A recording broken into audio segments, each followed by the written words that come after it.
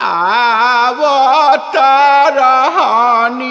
अयोध्या से लगनी काशी नहाय लगनी काशी नहाय रे तोहनियों के मिलके कुछ गावसन। हाँ मम्मी जी गावतनी जा कढ़ाई है दीदी जी। कॉपी कॉपी बोलेली छठिया माता सुनिए सेवक लोग सुनिए सेवक लोग मोरा घाटे दुभिया उपज गईले मकरी बसेर लेली मकरी बसेर लेली। अंकुश ए राजा बेमर्दे अतना बड़ गवैया हवलो आ चुपाइल बड़लो। अरे भाई आज छठ माई के गीत सुनब तब नु आशीर्वाद दी हैं। चलो लो चलो लो।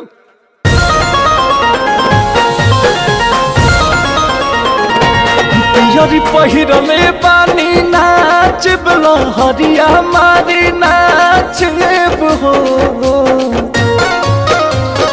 त पियरी पहिरले पानी नाचब लहरिया मारी नाचब लहरिया मारी नाचब हो त जाइब छठिया पूजन हमहु घाटे मैया के गीतिया गाइब हो त जाइब छठिया पूजना हमहु घाटे मैया के गीतिया गाइब हो।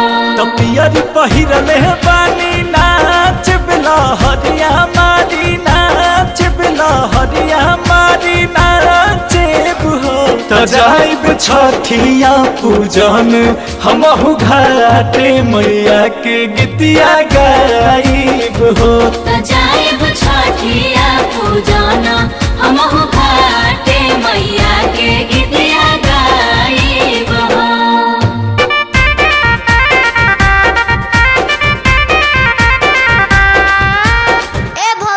अरे तुम लोग गावाना चाहो तो अपना सासू जी के संगवा में छठ करबो ना तो हमहु सासू जी के संगवा में छठ करबो ना।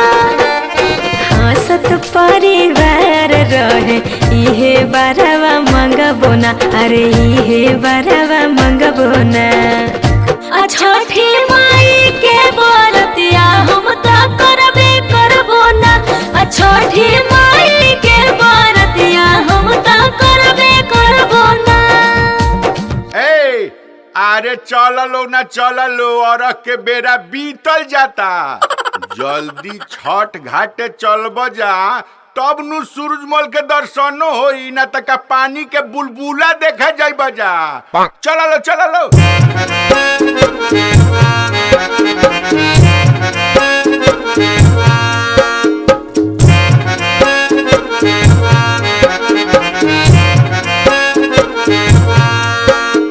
छठी माई के घाटावा सुहावन लागे बड़ी मन भावन लागे हो। छठी माई के घाटिया सुहावन लागे बड़ी मन भावन लागे हो। संगे तिवही अरग देवे अइली घड़ी शुभ पावन लागे हो। अंकुश राजा आनंद विनय सिर नमन लागे हो। अंकुश राजा आनंद विनय सिर नमन लागे हो।